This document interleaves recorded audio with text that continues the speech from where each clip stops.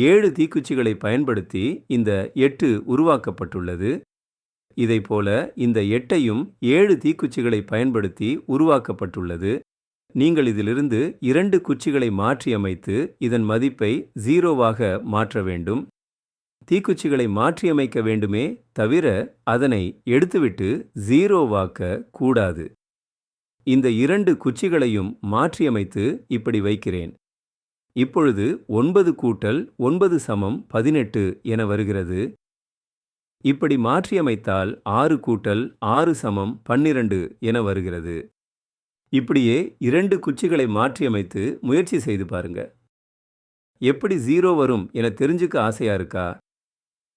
இங்க பாருங்க, இந்த 2 தீக்குச்சிகளையும் எடுத்து இப்படி வைக்கிறேன். இப்போ இதன் மதிப்பை பாருங்க. 0 கூட்டல் 0 சமம் 0 என வருகிறதா?